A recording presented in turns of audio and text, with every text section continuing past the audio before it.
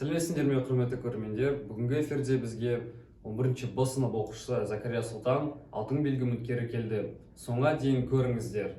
Дорогие зрители, у нас в гостях находится Закария Султан, он 11 Б класса, алтын белгі үміткері.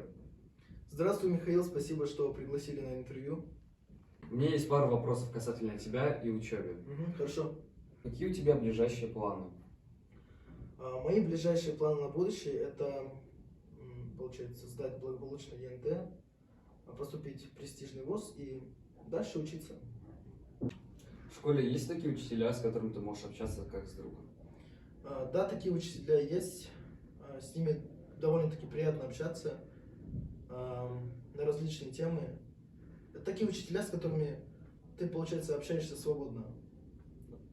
Надо ли, чтобы учителя говорили с ребятами не только о своем предмете, но и о жизни? Как ты считаешь?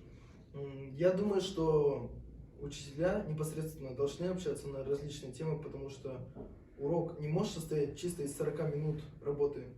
Если бы ты стал директором нашей школы, что бы ты изменил? Мне кажется, ничего, так как на данный момент меня все устраивает в школе. Что ты посоветуешь ребятам, которые сейчас учатся в школе?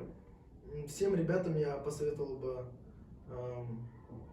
сильно не напрягаться, учиться по мере своей возможности. Представляется ли школа для тебя теплым, надежным местом по сравнению с большим взрослым миром? Да, так как школа более лояльно относится ко всем ученикам, нежели в университетах, в колледжах. Твои 3 желания. 3 желания. Первым бы я пожелал мир во всем мире, чистое небо над головой каждого государства, каждой страны. Во-вторых, я бы хотел пожелать всем учащимся 9-11 классов, которых в последующем ждут госэкзамены и ЕНТ, удачи, и чтобы они все хорошо сдали. А третьим желанием я бы хотел оставить частичку себя в этом мире, сделать этот мир лучше, мне кажется. Вот мы подошли к последнему вопросу. Как ты считаешь, должны быть какие-то установленные нормы для школьной формы? Мне кажется, нет.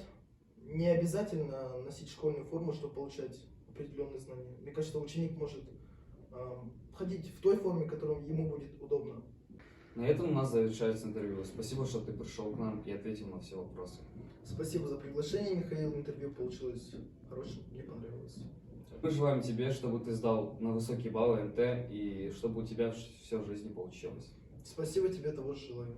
Наше интервью подошло к концу. Кого бы вы хотели увидеть в следующем интервью?